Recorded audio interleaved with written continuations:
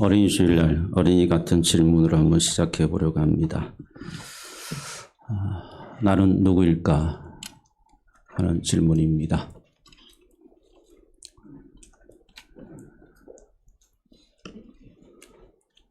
정말 나는 누구인가? 소크라테스라는 사람은 철학자요 무신론자이지만 이런 질문을 하죠. 너 자신을 알라라고 합니다. 철학자의 말을 빌려서까지 말씀드리고 싶지는 않지만 정말 우리는 내가 누구인지 내 자신을 잘 알고 있는지에 대해서 이 시간에 좀 고뇌를 하고자 합니다. 그 고뇌의 출발도 하나님의 말씀이요. 그 고뇌의 종착점도 하나님의 말씀입니다.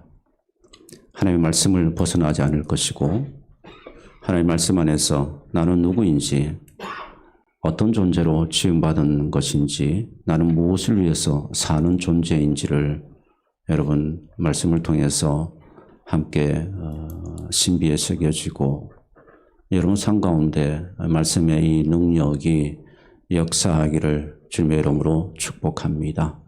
사람은 극단적인 두 가지 행태를 보입니다. 하나는 교만입니다. 하나님이 싫어하시는 것이죠. 하나님이 미워하시는 것입니다.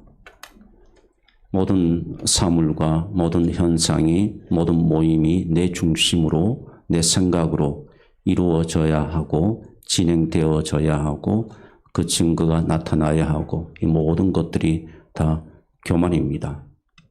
성경은 내 중심의 세계를 강하게 질타합니다. 성경은 하나님의 말씀은 내 중심의 세계로 만들려고 하는 우리의 마음을 강하게 꾸짖습니다. 그래서 성경은 우리가 교만하지 말라라고 그리고 하나님은 교만을 가장 싫어하신다라고 우리에게 말씀하고 있습니다. 자, 그럼에도 불구하고 여러분은 자꾸만 여러분 중심으로 여러분의 생각과 가치관의 중심으로 모임들이 이루어져 가야 된다고 생각하십니까? 여러분의 중심과 여러분의 세계관과 여러분의 생각으로 교회가 여러분 이루어져 가야 된다고 생각하십니까? 여러분 모든 것이 여러분 공동체에서 낮아지기를 거부하고 높아지기를 원하고 여러분의 뜻만 늘 반영되기를 원하고 여러분 그렇게 그것이 하나님의 뜻이라고 여러분 생각되십니까? 이 모든 것들은 여러분 다 성경은 이런 우리의 마음들을 부정합니다. 절대로 지지하지 않고 있습니다. 그것은 하나님께서 우리의 이런 교만된 마음을 싫어하신다는 거죠. 이것은 여러분 어둠의 속삭임입니다. 예수를 믿으면서도 이 어둠의 속삭임에 넘어가시는 분들이 너무 많이 계십니다. 이 어둠의 속삭임에 이끌려서 형제를 자매를 하나님의 형상으로 지음받은 존재임을 보지 못하고 아무리 약한 자라 할지라도 그 약한 자를 통해서 하나님께서 역사하시는 하나님께서 이루시고자 하시는 하나님의 뜻과 경륜이 있다는 사실을 보지 못하고 자기의 생각대로 이루어지기를 원한다면 여러분 그 사람은 하나님 앞에 교만된 자요. 그러나 또 다른 여러분 극단의 모습이 하나에게 우리에게 비춰집니다. 그것은 무엇인가 하면 스스로 너무 자기 자신에 대해서 비하하는 분들, 자기 자신에 대해서 나는 쓸모없는 존재요, 나는 무익한 존재라고 여기고 있는 분들, 사랑하는 여러분, 이것은 내 인생을 갉아먹는 종과 같은 존재라는 사실을 우리가 꼭 아실 필요가 있습니다. 내 생각대로 이루어지지 않을 때 자신에 대해서 절망하고 절망할 수도 있죠. 아파할 수도 있습니다. 그러나 거기에서 한 걸음 더 나아가서 절망의 늪으로 빠져들게 되면 헤어나오기가 어렵습니다. 예수를 믿으면서도 이런 두 가지의 극단적인 형태를 보여주는 우리의 모습을 바라보시면서 오늘 말씀은 우리에게 놀라운 선언을 하십니다. 우리는 바로 이 양쪽의 극단을 완전히 부셔버리는 선언이 바로 오늘 말씀입니다. 우리는 그가 만드신 자라. 누구입니까? 하나님의 자녀들은 바로 하나님께서 나를 만드셨다라고 선언하고 있는 것입니다. 사랑하는 여러분, 이 선언을 믿으시기를 축복합니다. 이 선언을 주목하시기를 축복합니다. 이 선언에 아멘 하셔야 됩니다. 이 선언에 아멘 할 때에 우리는 나는 누구인지, 나는 왜 이 땅에서 살아가야 하는 존재인 것인지를 우리는 분명히 알게 되는 영안의 눈이 뜨여지고 지혜가 생기게 되고 여러분 그 시선이 우리에게 만들어지게 되는 것입니다. 여러분에게 이 은혜가 있기를 오늘 말씀 가운데 오늘 이 예배 자리에 오신 모든 분들에게 우리의 눈을 들어 하나님께서 나를 만드신 너 자신을 알라라고 하는 그 존재의 질문 앞에서 내가 누구인지를 알고 하나님께 바르게 하나님께서 쓰시는 사람으로 살아갈 수 있는 그런 복된 자, 모두가 복된 자가 있기를 주님의 이름으로 축복합니다.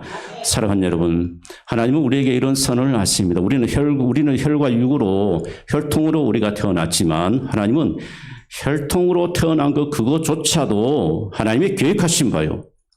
또 영적으로 보게 되면 하나님께서 우리를 만드신 바라고 우리는 말씀에서 분명히 선언합니다. 여러분 요한복음 1장 13절 말씀을 그래서 주목해야 합니다. 이런 혈통으로나 육정으로나 사람의 뜻으로 나지 아니하고 어떻게 해요? 오직 하나님께로부터 난 자들이니라 하면 나는 누구인가? 나는 하나님께로부터 난 자라는 사실입니다. 믿습니까? 나는 하나님께로부터 난 거예요. 부모로부터 혈통으로 났다라고 보지만 우리는 거기에만 머문 존재가 아니라 우리는 하나님으로부터 난 자들임을 분명히 우리에게 선언하고 있는 것입니다. 그러니까 여러분 우리는 그저 그런 존재가 아니요. 우리는 교만해서 하나님을 버리고 하나님을 떠나는 그런 존재가 아니오. 우리는 무능해서 우리는 무지해서 열등감에 사로잡히고 여러분 쓸모없는 존재, 나는 무익한 존재라고 하면서 염세적으로 그렇게 살아가는 존재가 아니오. 우리는 바로 하나님께로부터 난 자임을 우리에게 말씀해 주고 있는 것입니다. 사랑하는 여러분, 그러므로 누구입니까? 하나님께로부터 난 자는 누구입니까? 하나님의 자녀인 것입니다. 우리는 하나님의 자녀인 것입니다. 믿습니까? 하나님의 자녀예요. 우리의 존재됨의 가치를 제발 그러므로 여러분 세상에서 찾지 마십시오. 나의 존재됨의 가치를 왜 세상의 기준과 세상의 가치 속에서 여러분의 존재됨의 가치를 여러분들이 느끼려고 하십니까? 여러분 그렇게 되는 순간부터 여러분 무너지기 시작하는 거예요. 그렇게 되기 순간부터 여러분들이 무능함으로 빠져들든지 아니면 여러분들이 교만으로 나아가든지 그렇게 되는 거예요. 내 존재의 가치를 왜 우리는 하나님 안에서 여러분 말씀 안에서 내 존재의 가치를 찾지 아니하고 왜 세상을 기웃거리며 세상의 가치관 속에서 여러분의 존재의 가치를 찾으려고 하시냐 하는 거예요. 사랑하는 여러분, 하나님의 자녀인 우리는 바로 하나님 안에서 내 존재의 가치를 찾는 것입니다. 믿습니까? 그리고 여러분 나는 나 혼자가 아니에요. 하나님의 사랑으로 우리는 입은 자이기 때문에 하나님의 사랑이 내 안에 있고 하나님이 동행하시는 하나님이 함께 하시는 자입니다. 하나님이 함께 하시는 자예요. 오늘 날 여러분 공허한 마음이 여러분 가운데 찾아오다가 여러분 이 사실을 깨닫게 되면 세상이 다르게 보이는 겁니다. 그 공허함이 내가 빠져들 여력이 없어요. 왜 그런가 하면 하나님께서 나와 함께 하신다는 사실을 내가 깨닫는 순간, 느끼는 순간 공허함은 떠나가게 되는 겁니다. 믿습니까? 공허함은 물러가게 되는 거예요. 흑암의 권세는 떠나가게 되는 것입니다. 내 마음의 어둠은 떠나가게 되는 것입니다. 우리는 여러분 바로 그런 존재입니다. 하나님이 나와 함께 하시는 존재. 그리고 여러분 우리의 가치는 내가 이루는 성과에 의해서 결정되는 것이 아니라 하나님의 일을 통해서 우리의 가치가 나타나게 되는 겁니다. 내 가치는요, 내 인생이란 가치는 내가 무엇을 했다, 내가 어떤 일을 했다, 내 경력 속에 무엇을 기록하고 내가 명함 속에 어떤 것을 기록하고 그것이 내 가치가 아니요.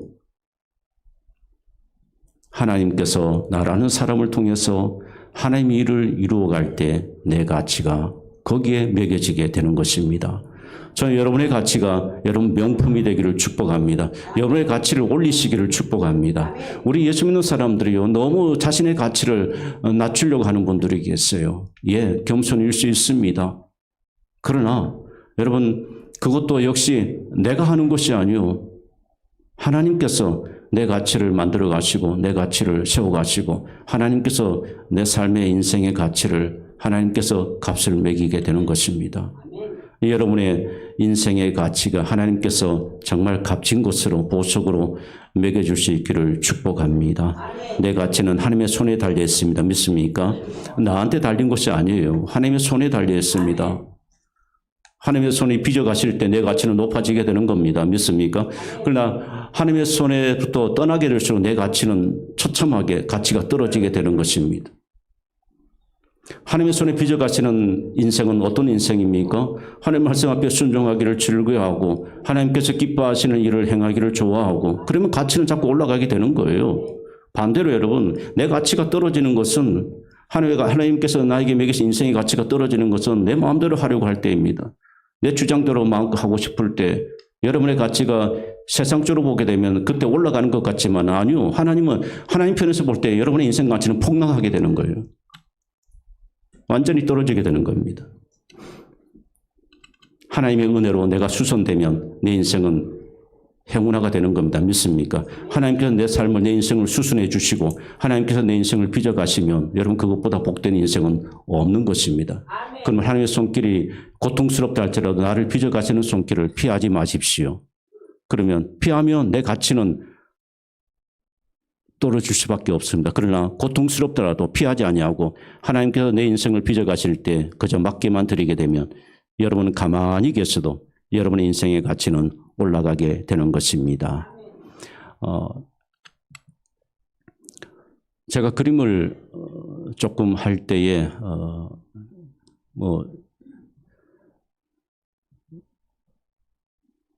스케치를 자주 했습니다.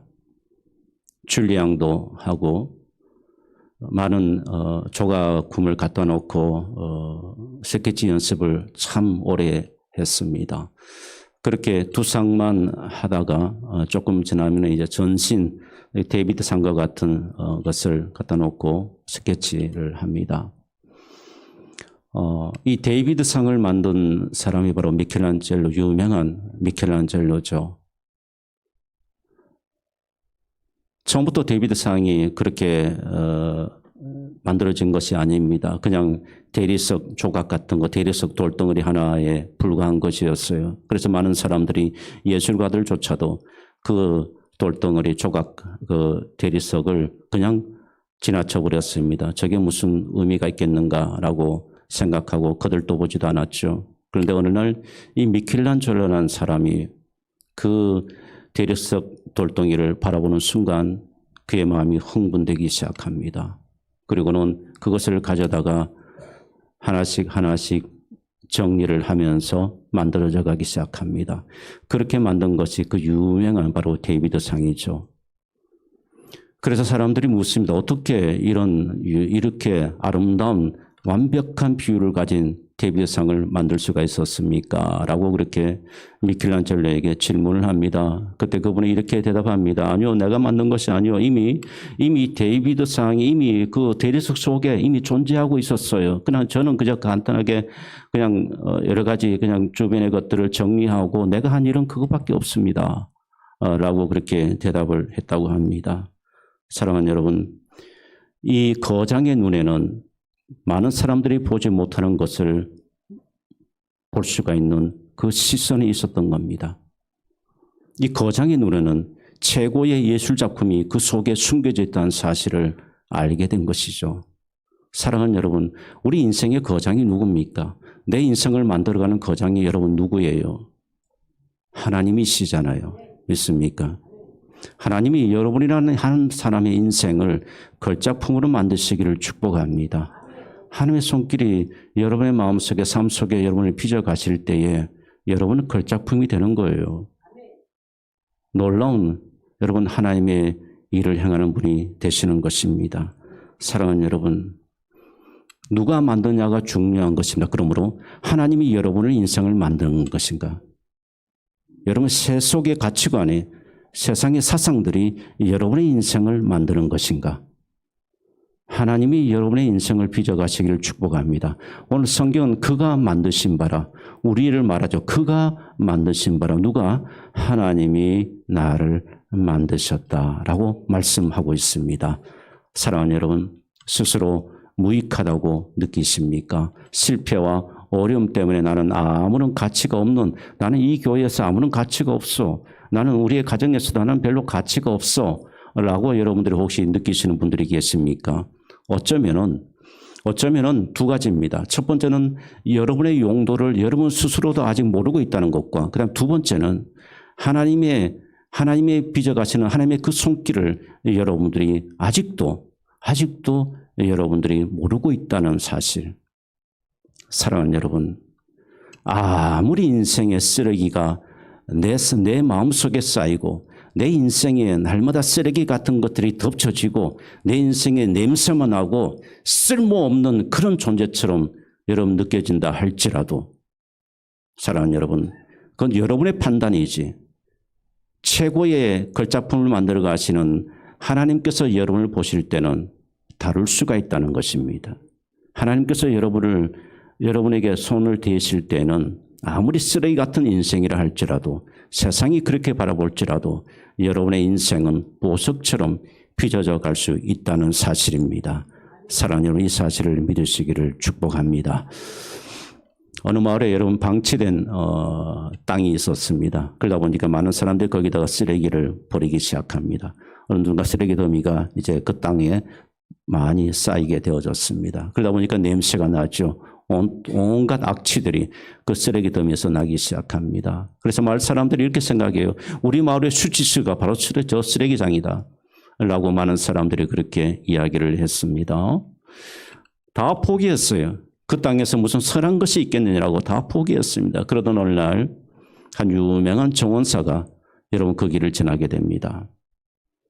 그리고 그 땅에, 자기도 모르게 그 땅의 성분을 조사하기 시작합니다. 그 땅의 성분을 조사하는 순간 이 정원사는 눈이 번쩍 뜨입니다. 이 땅은 버려진 땅이 될 수가 없어. 그러면서 그 땅을 조사해 보게 되니까 장미가 자랄 수 있는 완벽한 산도를 가진 땅이었던 것입니다. 그래서 쓰레기 때문에 다 끄집어냅니다. 다 끄집어내고 거기에 장미를 심기 시작했습니다. 세상에 가장 유명한 장미 정원이 그 땅에 위에 만들어지게 된 것입니다. 사랑하는 여러분, 정오자 되신 하나님께서 나같이 쓰레기 같은 인생이라 할지라도 하나님이 내가 안에 있는, 내 마음에 있는 이 모든 인생의 짝것들, 쓰레기들을, 냄새나는 것들을 거두어내기 시작하면 내 마음이 정원이 되는 것입니다. 왜 안 되는가 하면 자꾸 내가 나를 고집하기 때문에, 하나님의 손길을 거부하기 때문에 그런 거예요. 만약 정원사가 그 일을 행할 때 마을 주민이 거부하고, 아니 이 쓰레기 같은 이 땅을 왜 그렇게 합니까? 라고 여러분 막았었다면 아름다운 장미의 정원은 만들어질 수 없었을 거예요. 하나님이 여러분의 손길 위에 임하실 때 여러분 거부하지 마시기를 바랍니다. 하나님의 예술품이 되십시오. 그러면 명품 인생이 될 줄 믿습니다. 하나님께서 만드신 바라, 성경에 2번 나옵니다. 오늘 이 본문에 에베소 2장 10절에 나오고 로마서 말씀에 로마서 1장 20절에 이 말씀 만드신 바라, 이 말씀에 포이에마, 이 포이에메라는 단어가 나옵니다. 한번 읽어보겠습니다. 창세로부터 그의 보이지 아니하는 것들 곧 그의 영원하신 능력과 신성이 그가 만드신 포이에마, 그가 만드신 만물에 분명히 보여 알려졌나니 그러므로 그들이 핑계하지 못할지니라. 그가 만드시나, 이 만드신 포이에마는 하나님이 그냥 만드신 걸작품으로, 명품으로 만드셨다는 이야기입니다. 이 만물을, 이 하나님께서 모든 것을 하나님 걸작품으로 하나님께서 만드셨음을 우리에게 말씀해 주고 있는 것입니다. 사랑하는 여러분, 자, 여기까지 여러분들이 함께 잘 해 오셨습니다. 그런데 이런 문제가 있습니다. 그 문제가 뭔가 하면 이렇게 말씀을 듣고 이렇게 말씀을 알아도 여전히 여러분들은 자신 안에 갇혀 있는 분들이 많이 있어요.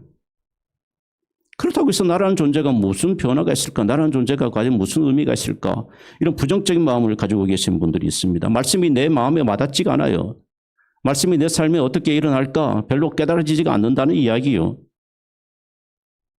이 차이를 극복하지 못하면, 이 괴리감을 극복하지 못하면 우리는 예수를 믿어도 말씀의 능력이 내 삶 가운데 나타나지 않게 되는 것입니다. 자꾸만 여러분의 시선이 말씀을 들어도 여러분 시선이 세상을 바라보면 말씀을 들어도 여러분 귀로 들어도 여러분의 귀가 세상을 향해서 열려 있으면 이 말씀이 내 마음에 뿌리를 내리고 이 말씀이 내 안에서 내 마음에서 자라나고 여기에서 열매를 맺지 못하게 되는 거예요. 사랑하는 여러분. 그러므로 자신의 존재의 가치를 영적으로 바라보시기를 축복합니다. 영적으로 봐야 돼요. 세상의 관점으로 보면 안 됩니다. 실패하는 거예요. 세상적인 기준으로 자신을 평가하지 마시고 영적인 기준으로 여러분 자신을 바라볼 수 있는 영적인 눈이 뜨여지시기를 축복합니다. 자, 그러면 여러분 오늘 말씀을 다시 한번 보실까요? 이제 두 번째 중요한 우리가 여러분 우리의 삶으로 적용해야 되는 부분이 나타납니다. 오늘 말씀을 보시게 되면 우리는 그가 만드신 바라. 그가 누굽니까? 하나님 그리스도. 자, 만드신 바인데 어디에서요? 그리스도 안에서. 자, 중간은 빼고요. 그리스도 안에서 뒤에 보면 지으심을 받은 자니. 우리는 어떤 존재입니까? 그리스도 안에서 예수 안에서 지으심을 받은 자. 그것이 바로 저와 여러분입니다. 믿습니까? 자, 이렇게 지음을 받았어요. 그러면 이제 중요한 질문이 여기에서 다시 생기게 됩니다. 두 번째 질문은 무엇인가 하면 왜 우리는 지음을 받았느냐 하는 겁니다. 무슨 목적으로? 그 목적이 나옵니다. 그 앞에 목적이 무엇입니까? 선한 일을 위하여. 자, 여러분 하나님께서 우리를 지으셨는데 왜 지으셨을까? 도대체 무슨 이유로 하나님께서 나라는 존재를 부르시고 이렇게 인도하시는 걸까? 무엇이겠습니까? 선한 일을 위해서랍니다. 자, 그러면 여기서부터 여러분 이제 우리 탐구해야 합니다. 선한 일이 무엇일까? 선함이 무엇일까? 우선 우리가 꼭 알아야 될 것이 있습니다. 여기서 선하다는 이 말, 선한 일을 위해서 우리가 지음받았는데 이 선한 일이라는 것은 내 관점이 아닙니다. 내 시선이 아니에요. 내 생각에서 출발하는 것이 선한 일이 아닙니다. 여기에서 이 선한 일이라는 것은 하나님의 뜻과 하나님의 경륜과 하나님의 성품을 이야기합니다. 자, 우리는 이것을 빨리 극복하지 못하면 같은 일을 하더라도 여러분의 이름이 드러나기를 원하고 같은 일을 하더라도 여러분의 존재감을 드러내려고 하고 그것은 다 선한 일이 아닙니다. 선한 일이라고 하는 것은 바로 여러분의 삶을 통해서 여러분의 일을 통해서 여러분의 언어를 통해서 하나님의 성품이 드러나고 하나님의 영광이 드러나는 것입니다. 이것이 바로 선한 일입니다. 믿습니까? 사랑하는 여러분, 그러므로 선한 일은 내 관점이 아니에요. 하나님의 관점입니다. 하나님의 관점임을 여러분들이 꼭 아셔야 합니다. 선한 일은 내 안에서 나오는 것이 아니라 하나님에게서 나오는 것이요. 하나님의 말씀을 통해서 우리에게 주어진 것이 그것이 바로 여러분 선한 일을 하는 거예요. 선한 일을 통해서 내 착함을 증명한다든가 선한 일을 통해서 내 존재감을 증명하려고 한다든가 선한 일을 통해서 내 이름을 증명하려고 한다는 거 여러분 그런 것들은 다 무익한 것이요. 선한 일이 아닙니다. 선한 일은 오직 하나입니다. 하나님의 영광, 하나님의 성품을 드러내는 것이 그것이 바로 선한 일이라는 것을 우리에게 말씀해 주고 있습니다. 어떤 이에게 판단과 정죄보다는 여러분들이 위로해 주면 그 일이 선한 일이 되는 것입니다. 여러분들이 어떤 일에 여러분들이 수군거리기보다는 여러분들의 마음으로 기도해 주고 그분이 일어날 수 있도록 회복될 수 있도록 여러분이 기도하면 그것이 바로 선한 일이 될 수가 있는 것입니다. 왜냐하면 하나님의 성품을 여러분의 삶을 통해서 드러나기 때문인 것이죠. 여러분에게 영상을 하나 좀 보여드릴까 합니다. 이 영상을 한번 제가 보고 깨달은 바가 있어서 여러분에게 꼭 함께 이 영상을 좀 나누고자 합니다. 영상을 좀 보여주실까요?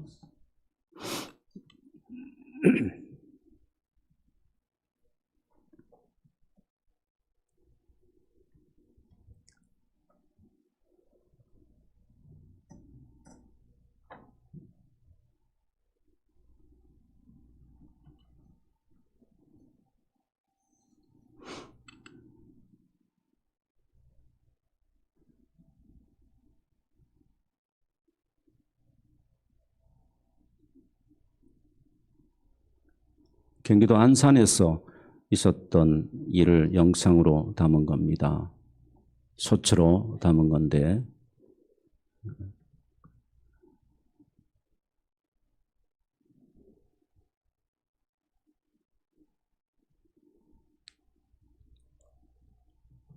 예, 안 됩니다. 안 되나요? 불 켜주십시오. 그 영상 첫 화면만 좀 보여주세요.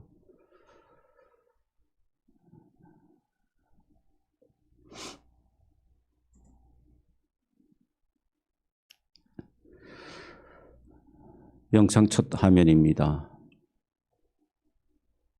이 영상을 보시게 되면 한 여성이 나오고 그 다음에 폐지를 박스를 수거해가는 한 노인이 나타납니다. 그 수레바퀴에 가득 실려 있고 그리고 날씨는 장대비가 내리는 날입니다.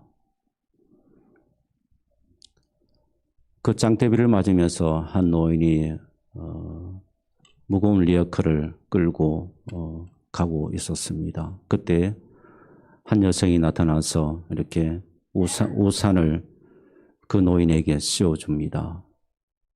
그리고는 200m가 아니고 무려 1km를 그 노인과 함께 그렇게 자기는 노인에게 우산을 씌워주다 보니까 당연히 비는 그 여성에게 비는 한쪽은 다 비에 젖게 됩니다. 그렇게 옷을 젖은 채로 1km를 그렇게 수레를 끌고 가는 노인과 함께 동행을 합니다.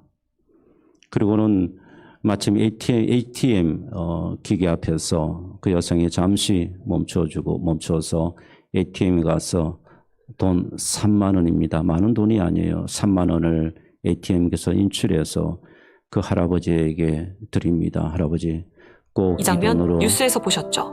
핑크 우산을 쓴 이천사. 알고 보니 우산은 시작에 불과했습니다. 갑작스러운 폭우가 쏟아지던 안산의 어느 거리. 리어카를 끄는 할아버지 곁으로 핑크색 우산 하나가 조용히 다가옵니다. 예, 나중에 보니까 저 여성이 누구였는가 하면 바로 기독교인이었다는 사실입니다. 그래서 수소문에서 인터뷰하고 그분의 선한 일을 이제 칭송하고 안산시에서도 이 사람의 선행을 알리고자 하고 그래서 여러 차례 이 여성에게 시도를 했지만 여성은 인터뷰를 거절했습니다. 한 가지입니다. 중요한 멘트가 나중에 나오는데 이 여성은 기독교인이었다라는 멘트입니다. 사랑하는 여러분, 선한 일은 여러분 보십시오. 하나님이 우리에게 우리를 지었다고 말씀하셨잖아요. 그가 만드셨다고 말씀하셨잖아요. 그런데 여러분 위대한 일을 위해서라고 말씀하지 않으셨어요. 큰 일을 위해서라고 말씀하지 않으셨어요.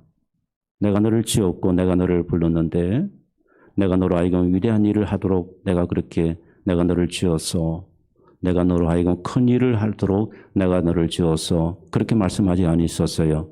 어떻게 해요? 선한 일을 위해서 내가 너를 지었다. 하나님께서 그렇게 말씀하여 주신 것입니다. 사랑하는 여러분, 여러분의 각자의 자리에서 선한 능력이 나타나기를 주님의 이름으로 축복합니다. 여러분, 이 선한 일이라는 것은 말과 행동이 같은 거예요. 삶으로 행동으로 이렇게 이 여성처럼 아무도 주목하지 않지만 이 여성처럼 우산 씌워드리는 일, 뭐 그렇게 대단한 일입니까? 대단한 일 아니잖아요. 물론 우리가 잘 못하기도 하니까 대단한 일일 수도 있어요. 작은 일이 소처로 이렇게 만들어져서 이렇게 수많은 사람들에게 감동을 줄 누가 알았겠습니까? 그 선한 일이 통해서 누가 드러났습니까? 이 여성은 이 결혼한 여성이었는데 이 여성은 존재감이 없어요. 이름조차도 몰라요. 그런데 뭐가 드러났습니까? 크리스찬, 기독교인이었다. 뭐겠습니까? 하나님의 영광이 드러나지 않았습니까? 우리의 삶이 여러분 그렇게 되기를 축복합니다. 그리고요, 여러분 말로도 선한 영향력을 드러냈어야 돼요. 여러분 다시 한번 부탁합니다. 여러분 생각해 보세요. 자, 하나님께서 나를 이런 존재로 만드셨는데 여러분의 말이 거칠고 투박하고 상대방에게 마음을 아프게 하고 비판하고 그러면 이 얼마나 불행한 인생이냐 하는 거예요. 저는 그겁니다. 여러분을 이제 책망하고 싶은 자격도 이제는 그 에너지도 떨어졌어요. 그러고 싶지도 이제는 않아요. 예, 마음대로 사십시오. 그러나 여러분 조금만 생각해 보세요. 조금만 생각해 보면 되는 거예요. 우리 예수 믿는 사람들이 생각을 잘 안 하려고 해요.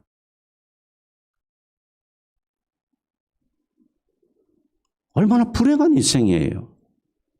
남을 비판하는 사람들, 여러분 그 인생이 얼마나 불행한 인생이에요. 왜 불행한가? 하나님이 여러분을 그렇게 만들려고 하시지 않으시는데 하나님을 여러분을 그렇게 만드시고 하나님께서 여러분에게 그런 삶을 살도록 그렇게 부르신 것이 아닌데 여러분은 안 그러니까 그래서 불쌍한 거예요. 그래서 안타까운 겁니다. 여러분 내가 주도권을 안 쥐면 어떻습니까? 나보다 못한 사람들, 여러분 길을 걸어가다가 다리에 장애를 가진 분이 계세요. 저 청년 때 함께 했던 형이 있습니다. 그 형은 태어날 때부터 아주 어릴 때부터 장애를 가진 분이에요. 다리를 걸으면 쪽으로 이렇게 걷습니다. 저는 그 형과 함께 걸을 때 항상 먼저 안 갑니다. 그 형 옆에 뒤에서 보조를 맞춰가면서 가요. 자존심 상하지 않도록. 선한 일은 여러분, 선한 말은 배려예요. 배려고 상대방을 존중해 주는 겁니다. 내보다 못한 사람이 리더가 됐다. 예. 왜 그분의 말을 따르지 않습니까? 왜 그분을 존중하지 않아요?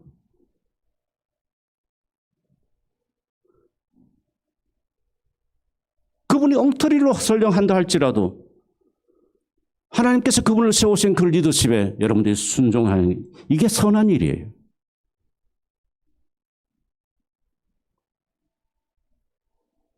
사랑하는 여러분. 그래서 누가복음 6장 37절 말씀에 여러분 이 말씀이 있음에도 불구하고 우리 이 말씀을 얼마나 여러분 이 말씀을 뭐처럼 취급하는지 몰라요. 보십시오. 비판하지 말라 그리하면 너희가 비판을 받을 것이요. 분명히 말씀합니다. 비판하지 말라. 그래도 비판하는 사람이 있기 때문에 너희가 비판을 받을 거다. 하늘 말씀이 틀렸습니까? 아니요. 여러분 비판 마음껏 하십시오. 그럼 마음껏 여러분들이 비판을 받습니다. 그런 인생 되기를 원하십니까? 아니잖아요. 그렇게 하나님께서 나를 만드셨습니까? 아니잖아요. 우리는 선한 일을 하도록 만드신 존재입니다. 잊지 마십시오. 나라는 존재가 그저 그런 존재가 아니에요. 선한 일을 하도록 하나님께서 나를 만드셨습니다. 명품의 인생을 하나님께서 만들어 가시는데 왜 하나님의 손길을 자꾸만 거절합니까? 하나님의 손길을 왜 자꾸 뿌리치십니까? 여러분 뿌리치지 마십시오. 하나님의 손길에 저항하지 마십시오.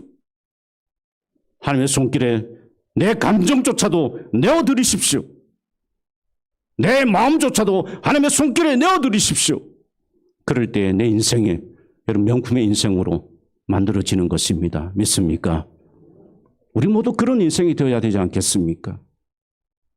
명품의 인생으로 살아야 되지 않겠습니까? 명품 옷 입기 좋아하시잖아요. 명품 핸드백, 명품 가방, 명품 신발, 명품 모자 얼마나 좋아하십니까? 사랑하는 여러분, 우리 모두의 인생이 정말 명품이 됐으면 좋겠습니다. 여러분 오늘 본문을 다시 한번 보실까요? 오늘 보시게 되면 하나님께서 우리에게 선한 일을 위해서 만드신 자라고 말씀합니다. 그런데 그 일을 보시면 보십시오. 이 일은 하나님이 전에 예비하사 우리로 그 가운데서 행하게 하려 하심이니라. 아멘. 여러분 무엇입니까? 모든 만남과 모든 일들이 하나님의 예비하신 가운데 있다는 사실을 우리에게 말씀해 주고 있습니다. 우리는 그저 하나님을 신뢰하며 그저 내 생각과 뜻을 내려놓으며 주님의 손길과 함께 우리는 그저 걸어가면 됩니다. 그러면 여러분의 한 분 한 분의 인생이 명품이 될 줄 믿습니다. 케이프타운에 가시게 되면 세계적으로 유명한 산이 있습니다. 희망봉이 있고 아프리카 최남단에 희망봉이 있고 그리고 케이프라는 그 도시에 바로 여러분 그 해변가 도시로 우뚝 이렇게 솟아있는 한 산이 있습니다. 우리는 그 산을 테이블 마운틴이라고 그렇게 이야기합니다. 그 산이 마치 여러분 테이블처럼 생겼다고 해서 산 정상이 이렇게 쭉 저도 저기에 한번 방문한 적이 있는데 산 정상이 여러분 쭉 이렇게 기다랗게 저 위로 가면 평평합니다. 아주 평평해요. 평평한 게 저렇게 길게 뻗어 있는데 그래서 저 산을 테이블 마운틴이다 그렇게 이야기합니다. 여러분 시각으로 보기에는 낮은 상처로 보이지만 1100m가 됩니다. 1100m의 아주 높은 산인데 첫 번째 사진도 그렇고 두 번째 사진도 보시게 되면 산 위에 항상 저렇게 구름이 거의 덮여 있습니다. 구름이 없는 날이 거의 없습니다. 그래서 구름이 저 테이블 마운틴을 항상 저렇게 덮고 있다고 해서 이름 그 사람들이 저 KFC에 사는 사람들이 별명을 붙여줬어요. 케이블 크로스다. 저 구름이 케이블 그러니까 테이블 옷이라는 겁니다. 옷이 구름을 옷이라고 그렇게 항상 옷이 구름의 옷이 저 산을 이렇게 덮고 있다라고 그렇게 이름을 붙였습니다. 그런데 여러분 굉장히 평온해 보이죠. 굉장히 평온해 보이고 아무 일이 없는 것처럼 보여집니다. 그러나 저 정상에 오른 순간부터 그 생각이 다 깨어집니다. 엄청난 바람들이 불어오고 구름을 몰아내고 다시 구름이 생성되면서 엄청난 소용들이와 싸움이 여러분 저 상 정상에서 이루어지고 있는 것입니다. 사랑하는 여러분, 겉보기에는 정지된 것처럼 보이지만 그러나 저기에는 저 정상에는 엄청난 일들이 여러분 일어나고 있습니다. 사랑 우리의 인생이 하루하루 살아가는 것이 늘 매일 반복되는 것 같고 보잘것없고 아무 일이 없는 것처럼 그렇게 보일지 모르지만 사랑하는 여러분 그러나 하나님의 손길은 지금도 내가 볼 수 없는 곳에서 하나님의 손길이 임하고 지금도 내가 느끼지 못하는 곳에서 하나님의 손길이 나를 붙들고 있고 나를 주장하고 있다는 사실을 여러분들이 믿으시기를 축복합니다. 하나님의 손길은 지금도 나를 빚어갔습니다. 할렐루야. 우리가 하나님의 부르시는 그날까지 여러분 하나님께서 우리를 빚어가실 것입니다. 그러므로 제발 여러분의 고집을 내려놓으십시오. 여러분 아집을 내려놓으시고 하나님의 손길을 여러분 자신을 의탁하십시오. 안 되면 이를 악물고서라도 나는 태생이 이런데 나는 기질이 이런데 그거 다 엉터리예요. 내가 배운 것이 이건데 아니요. 하나님은 여러분의 기질과 태생대로 살기를 원하시는 것이 아니라 하나님의 손길에서 여러분들을 빚어가셔서 하나님께서 여러분들에게 새로운 삶을 살아가기를 원하시는 겁니다. 사랑하는 여러분, 여기는 남녀노소가 없습니다. 끝까지 하나님이 빚어가시는 손길 속에 여러분 우리가 빚어져 가고 그래서 하늘나라에 이르게 되는 은혜가 있기를 주님의 이름으로 축복합니다. 하나님의 가장 아름다운 모습, 걸작의 이 모습을, 이 말씀을 꼭 기억하시고 여러분 우리가 하나님 앞에 서로 함께 빚어감으로 우리가 선한 일을 하나님의 영광을 드러내는 많은 일들이 우리 모두에게 일어나기를 충만하게 되기를 예수 그리스도의 이름으로 축복합니다.